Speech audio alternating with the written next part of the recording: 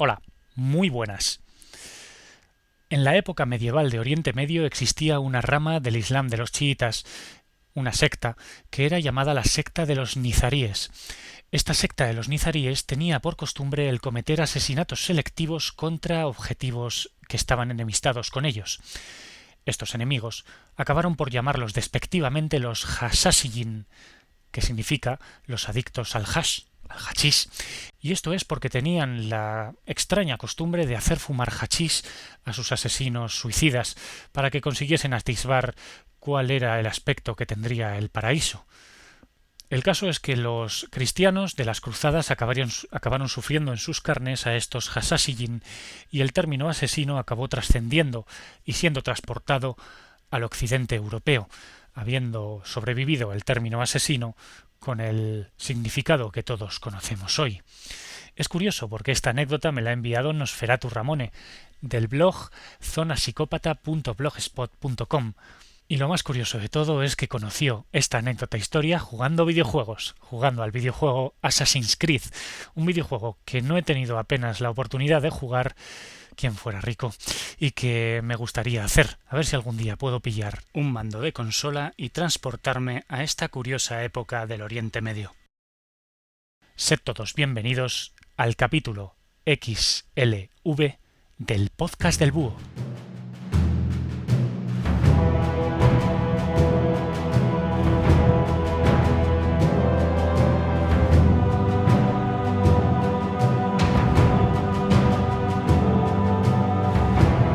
Rodrigo Díaz de Vivar es uno de los personajes más conocidos de nuestra historia, no cabe ninguna duda.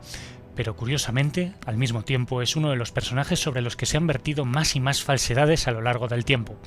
Vamos a conocer las luces y las sombras de este gran personaje de nuestra historia medieval, ya que este hombre de armas y letras, noble desterrado y proscrito, mercenario sanguinario y genio militar, llegó a ser rey por sus propios méritos y sembró la historia de España de una leyenda que no tiene fin.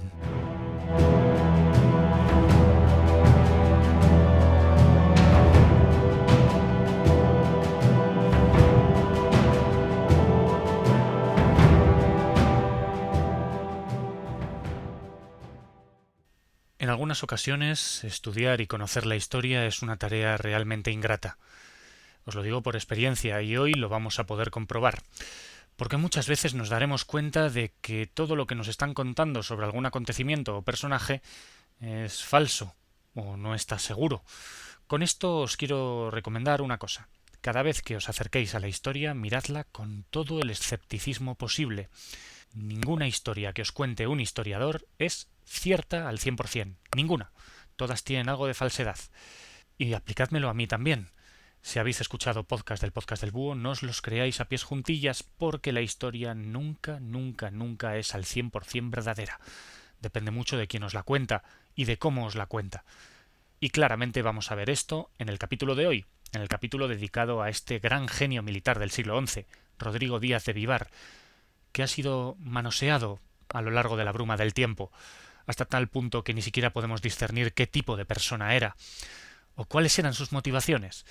Solamente sabemos sus hechos, y esos hechos se pueden interpretar de 1000 maneras diferentes. Y lo vais a ver a lo largo del capítulo, ya veréis. Porque Rodrigo Díaz de Vivar fue consecuencia del tiempo que le tocó vivir. Ese siglo XI de la Hispania medieval, lleno de pequeños reinos de taifas que se hostigaban unos a otros, y de reyes y reyezuelos cristianos que intentaban ampliar sus dominios todo lo posible. Esta época de auténtico western, de auténtico oeste americano, se vivió en el siglo XI español, una época hostil en la que Rodrigo Díaz de Vivar destacó con luz propia. Supongo que no os sorprenderá si os digo que no sabemos exactamente nada de los primeros años de la vida de Rodrigo. Es así, con muchos personajes de la época. Pero bueno, más o menos podemos intentar apurar el tiro y diciendo que nació en torno al año 1047 en algún lugar de la provincia de Burgos. Eso de que nació en Vivar está por demostrar. Y bien, podemos destacar que fue hijo de un hombre de armas, de un tal Diego Laínez, que destacó por unas cuantas campañas militares y que pronto destinó a Rodrigo a la corte del rey Fernando de Castilla, para que aprendiese todo lo que un buen hombre del siglo XI tenía que aprender en la época. Eso es, armas y leyes. En ambas disciplinas, Rodrigo acabó siendo un auténtico fuera de serie. Pero yo creo que lo más destacable de esta época, de estos primeros años, fue la amistad que unió a Rodrigo con el heredero al trono de Castilla, con Sancho. Este príncipe se hizo muy amigo de Rodrigo y le hizo acompañarle en todas sus campañas, incluida la que hicieron en el año 1064 al reino Taifa de Zaragoza. Allí, en este reino, gobernado por un tal Al-Muqtadir, del cual os hablo en el capítulo 29, Rodrigo pudo contemplar a la sociedad musulmana muy de cerca y vio que realmente la ciudad musulmana del siglo XI en España era muchísimo más avanzada cultural y socialmente que la de su reino en Castilla. Además, dio la casualidad de que durante su estancia en Zaragoza, Rodrigo tuvo que luchar del lado de los musulmanes contra el rey de Aragón, que hostigaba la frontera norte. Así pues, en ese año 1064, Rodrigo y Sancho defendieron al rey musulmán de los ataques del rey Ramiro de Aragón. Curiosa alianza que también os narro en el capítulo 29. El caso es que este reino taifa de Zaragoza sería revisitado más adelante por Rodrigo, pero no vamos a adelantar acontecimientos, porque pronto Rodrigo y Sancho regresaron de Zaragoza habiendo cobrado los tributos que se les suponían, y así pasaron los años, hasta que en el año 1065 el padre de Sancho muere y deja en heredad su reino partido en 3 partes. 2 hermanos de Sancho heredan otras partes del reino y Sancho hereda Castilla. Pero Sancho no se conformó solamente con Castilla y reconquistó poco a poco, en unos 7 años, el reino de su padre, uniendo Galicia, León y Castilla bajo su corona.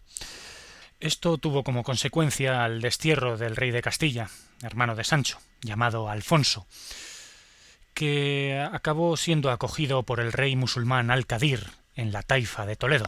Y esto no les gustó nada a los nobles leoneses, que vieron que sus privilegios se iban por la cuneta, así que se rebelaron contra Sancho y Rodrigo fue nombrado banderizo del rey, algo muy sorprendente en torno al año 1065, porque es que Rodrigo apenas tenía 20 años y ser banderizo del rey era un enorme privilegio que él tenía que ser deparado a uno de los grandes nobles castellanos, y esto le granjeó seguramente muchas enemistades al joven Rodrigo, pero ¿qué se le va a hacer? Era un fuera de serie, era un auténtico crack en alza en aquella época y además era amigo del rey, con lo cual pues tenía que ser banderizo.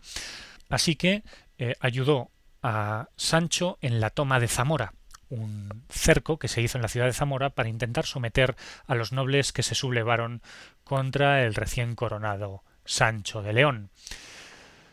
¿Qué ocurre? Que los ardides en aquella época y las jugarretas estaban muy a la orden del día, y Sancho fue asesinado mientras sitiaban la ciudad de Zamora, haciendo que su hermano Alfonso, que seguía desterrado en la Taifa de Toledo, pasase directamente del destierro al reinado de todos los territorios que había conseguido unificar su hermano Sancho. Y esto fue un gran mazazo para Rodrigo, porque de repente su gran amigo Sancho y su valedor, el rey de Castilla, fue sustituido por un enemigo natural de éste, por su hermano Alfonso VI. Vamos a ver qué consecuencias tuvo esto en la vida de Rodrigo. Cuando Alfonso VI subió al trono de León y Castilla en el año 1072, Rodrigo Díaz ya era conocido como el Campeador, porque en la guerra de unificación de todos los reinos de León y Castilla había destacado sobremanera en la lid en campo abierto y también en lides singulares que se dirimían de un soldado contra otro. Por lo tanto, ya empezaba a ser parte de leyenda, ya la gente empezaba a hablar de él, y esto llegó obviamente a los oídos del nuevo rey, que no dudó en darle cierta preponderancia al mando de ciertas mesnadas y ejércitos. No obstante, Rodrigo era amigo del rey muerto, no del rey puesto, así que no siguió siendo el banderizo del nuevo rey, pero tampoco perdió cierta importancia dentro de la corte. Tal es así que en el año 1079 Alfonso VI lo envió nada más y nada menos que a Sevilla, a la ciudad más esplendorosa de la España musulmana y por extensión de la España medieval de la época. Allí en Sevilla conoció a Al-Mutamiz, un rey que en principio lo ignoró, pero cuando vio que Rodrigo se plantaba en las afueras de la ciudad y empezaba a hacer ejercicios y desfiles militares con sus hombres de armas, se asustó bastante y decidió recibir a Rodrigo y pagarle los tributos. Aun así, aún tuvo que hacer algo bastante curioso Rodrigo en aquella época. Y es que da la casualidad de que el reyezuelo de Granada hostigaba al reino de Sevilla. Y Rodrigo ayudó a sofocar dicho hostigamiento. ¿Cuál fue la sorpresa de Rodrigo cuando se dio cuenta que un conde leonés, García Ordóñez, ayudaba al rey de Granada? Así que Rodrigo, que también era un gran estratega militar, derrotó a García Ordóñez y al rey de Granada y apresó a este conde leonés para llevarlo ante el rey. Este hecho, el hecho de vencer y capturar a García Ordóñez, parece que fue el desencadenante que cambió por completo la vida de Rodrigo.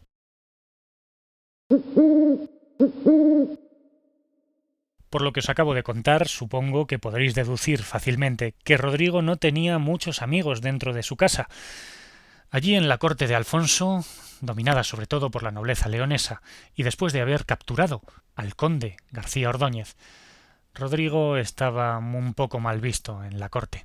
Por lo tanto, estaba todo el mundo esperando a que Rodrigo cometiese un error, el más pequeño desliz. Y evidentemente acabó cometiéndolo, era humano. Rodrigo saqueó una serie de aldeas en el norte del reino de Toledo, presuntamente defendiendo al reino de León de un ataque musulmán. Así que, pues, esto fue muy mal visto por el rey Alfonso, que veía al reino de Toledo como un reino aliado. Así que no le quedó más remedio, entre comillas, que desterrar a Rodrigo de las fronteras del reino. Prohibió a Rodrigo que volviese a pisar Castilla y León. Así que recapitulemos. Estamos en pleno año 1080 y tenemos a Rodrigo Díaz al mando de una de las más mortíferas mesnadas de la época, sin tierra y sin dueño ni señor. Lo primero que pensó Rodrigo era que tenía que ponerse al servicio de alguien, así que empezó a ofrecer sus servicios como mercenario a sueldo, algo que tampoco era descabellado, pero teniendo en cuenta que Rodrigo tenía un potencial militar bajo su mando muy grande, empezó a ser un factor desestabilizador en la época. Vamos a ver qué consecuencias tuvo el destierro de Rodrigo Díaz en pleno corazón de la España medieval del siglo XI. Así pues, Rodrigo no tardó en encontrar alguien que pagase por sus servicios, sus más que valiosos servicios. Y fue nada más y nada menos que un rey musulmán, el rey de la taifa de Zaragoza, Al-Muqtadir, que ya estaba próximo a la muerte y pronto sería sucedido por su hijo, Al-Mutamim, contrató al gran Rodrigo Díaz. Y sin ninguna duda fue un acuerdo ventajoso para ambos, porque Rodrigo encontró un lugar donde vivir, un lugar donde además era muy reconocido. Los musulmanes de Zaragoza recibieron al campeador con los brazos abiertos. Y parece ser que fue en estos años cuando se le atribuyó y se le empezó a nombrar como el Cid. El nombre de Cid significa señor, y es una palabra musulmana que viene de Sid, que significa precisamente esto, señor. Curiosamente, ese gran paladín contra los musulmanes que se ha dado en ver siempre a lo largo de la historia fue en realidad nombrado por ellos como un señor que les ayudaba. Qué curioso. En cualquier caso, debemos considerar estos 5 años en los que Rodrigo pasó en Zaragoza como uno de los más importantes de su vida, porque en estos 5 años se demostró a todo el mundo que Rodrigo estaba al mando de la maquinaria militar más poderosa de la Hispania medieval de la época. Tenía sin ninguna duda el cuerpo de ejército más fuerte que había entonces, sin ninguna duda gracias al gran genio militar que era Rodrigo, a la férrea disciplina con la que sometía a sus hombres y también, por qué no decirlo, el gran carisma que desprendía a sus tropas. A esto tenemos que añadir que en el año 1084 infligió una durísima derrota a los enemigos del reino de Zaragoza, que en coalición se enfrentaron en la batalla de Almenar contra Zaragoza en el año 1084, como os he dicho. En esa coalición había aragoneses, catalanes y leridanos, que por entonces era un reino musulmán. Pues bien, Rodrigo los aplastó, pese a que le superaban en número y además de largo. Pues bien, Rodrigo en ese año 1084 ya era considerado como un gran caudillo militar, y su rey Alfonso, aquel que le había desterrado, empezaba a considerar que quizás se había equivocado en su decisión, porque una gran amenaza se acercaba desde el sur. Los almorávides, una enorme potencia militar del norte de África, planeaba entrar en la península y llevárselo todo por delante. Pronto se daría cuenta el rey Alfonso de que se había equivocado al desterrar a Rodrigo. En el año 1086, Alfonso VI de León y Castilla se arrepintió muy mucho de haber echado a Rodrigo, porque su ayuda le habría venido muy bien cuando fue derrotado por los almorávides en la batalla de Sagrajas. En esta batalla, Alfonso VI fue humillado por esta potencia militar del norte de África, que se componía de un tipo de ejército muy diferente al que se estilaba en la época: caballería ligera, dromedarios y auténticos fanáticos por el Islam que luchaban por su vida, o mejor dicho, por su muerte. Lo cierto es que los almorávides en aquella época eran un poco como el coco. Todo el mundo los temía, incluidos los musulmanes hispanos, que tenían una sociedad muchísimo más opulenta y lujosa que la de los almorávides, pero que hacían una especie de pacto con el diablo al pedir su ayuda. Pensaban que si entraban los cristianos era mucho peor que si entraban los almorávides y los conquistaban. Afortunadamente, en esta primera entrada los almorávides no tenían muy claro qué hacer con lo que habían obtenido al derrotar al rey Alfonso, así que se dieron media vuelta y volvieron a sus posiciones cómodas del norte de África. En cualquier caso, Alfonso quedó muy tocado por esta derrota y buscó enseguida a Rodrigo en busca de su reconciliación. Rodrigo, que en realidad parece ser que seguía en cierta manera fiel a su rey, no dudó en aceptar la reconciliación, pero se resistió por el momento a acompañar a su rey de vuelta y siguió acompañando y cumpliendo el contrato que le había unido al rey de Zaragoza, en aquella época Al-Mutamín, un rey al que parece ser que Rodrigo respetaba muchísimo, un rey inteligente, un rey fuerte y valiente, pero que murió muy pronto. Cuando Al-Mutamín murió, Rodrigo se vio, entre comillas, liberado de la atadura que le ataba al reino de Zaragoza y sintió la libertad de volver a ayudar a su rey, que pidió su ayuda en el año 1088, cuando parece ser que los almorávides se volvieron a rearmar y volvieron a la península en busca de nuevas conquistas. Pues bien, en todo este embrollo nos encontramos que Rodrigo se encamina en ayuda del rey Alfonso para defenderlo y para ayudarlo a repeler a los almorávides. Pues bien, aquí nos encontramos el gran enigma de la vida de Rodrigo Díaz de Vivar, porque nunca jamás llegó la ayuda prometida. Rodrigo Díaz no llegó a ayudar a su rey, y no se sabe por qué. No se sabe si Rodrigo Díaz le negó la ayuda por pura cabezonería, por jugársela a su rey, una especie de venganza, o fue por simplemente un problema logístico, es decir, que se perdió por el camino o que los suministros no le dieron para acabar ese viaje. En cualquier caso, lo cierto es que Alfonso volvió a montar en cólera contra Rodrigo y volvió a desterrarlo por segunda vez. Este segundo destierro colmó la paciencia de Rodrigo Díaz, y sin ninguna duda fue determinante para que Rodrigo decidiese de una vez por todas que se lo iba a montar por su cuenta. Libre ya de toda atadura, y después de haber sufrido 2 destierros de parte de su rey, el Cid estaba más que descarmentado. Así pues, después del año 1088, empezó a mover su ejército de emplazamiento a emplazamiento, y no dejó títere con cabeza. Ni musulmanes ni cristianos se libraron del enorme poderío militar de Rodrigo Díaz, que acabó siendo el personaje que más parias, que más tributos recaudó de los reinos musulmanes en aquella época. Poco a poco se vio dando cuenta que tenía que tener tierra, que no podía estar de un lado a otro, así que Rodrigo Díaz puso su vista en la ciudad de Valencia, una auténtica perla en el Mediterráneo, que era ambicionada por muchísimos reyes y reyezuelos, pero que solamente el Cid estaba en posición de tomar por la mano. Al final, en el año 1094, y aprovechando cierta excusa de que los almorávides se acercaban hacia allí, el Cid se emplazó en el Poyo de Cebolla, una fortaleza muy cercana a Valencia, y la sometió a asedio, ocupando diferentes arrabales como el de Mestalla y finalmente rindiéndola por hambre. Así pues, el Cid entró triunfante en Valencia, sometiendo a los musulmanes, pero aceptando la ley musulmana y sin ser excesivamente duro con la gente que allí habitaba. Las fuentes musulmanas le ponen de auténtico demonio, como es de normal, pero parece ser que el Cid, en cierta medida, respetó los bienes y las tradiciones de los musulmanes, aunque la mezquita mayor acabó siendo consagrada al cristianismo. Así pues, los últimos años del Cid Campeador fueron como auténtico rey de Valencia, aunque él nunca se denominó así, se denominó como Príncipe Rodrigo Díaz el Campeador. Ese es el título que tomó.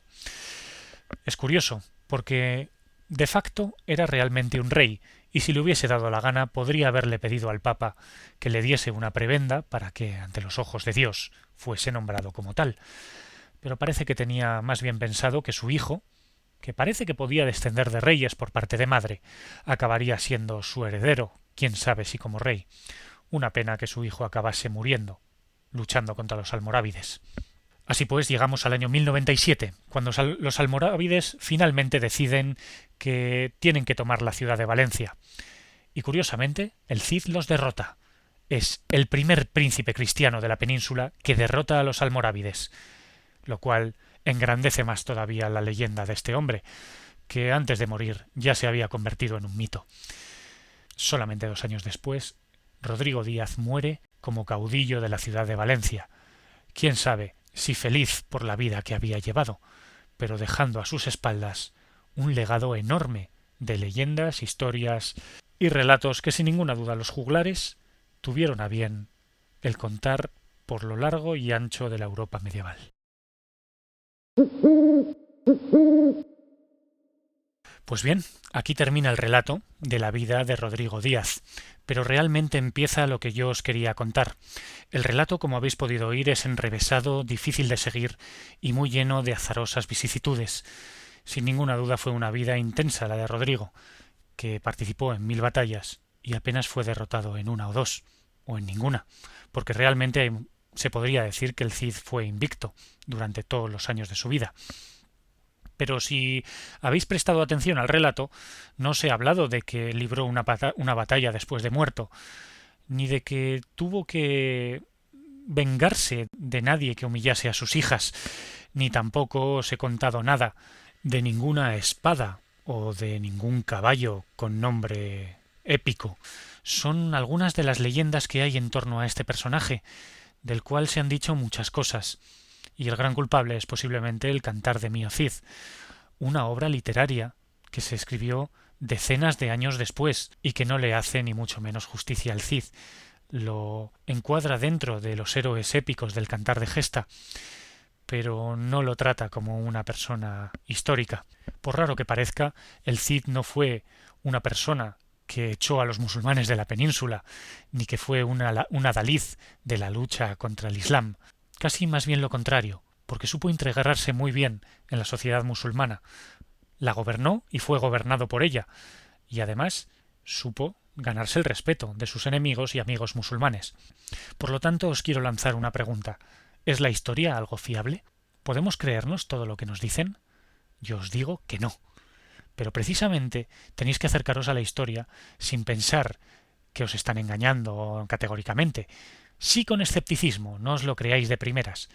Pensad si lo que os están contando es congruente, porque la vida del Cid, por lo que sabemos hoy en día, es del todo incongruente, y va a ser muy difícil que nadie encuentre una prueba sobre qué tipo de persona era. No sabemos si el Cid fue bueno o malo, si fue honesto o deshonesto, si fue una persona leal o desleal, si fue sanguinario o benévolo. Lo que sí que sabemos es que el Cid hizo cosas asombrosas en su época. ¿Quién somos nosotros para juzgar si el Cid fue bueno o malo? Lo que no cabe duda es que el Cid fue, ante todo, grande. Fue una de las mayores leyendas que ha dado nuestra historia. Y sin ninguna duda, esta leyenda es del todo merecida.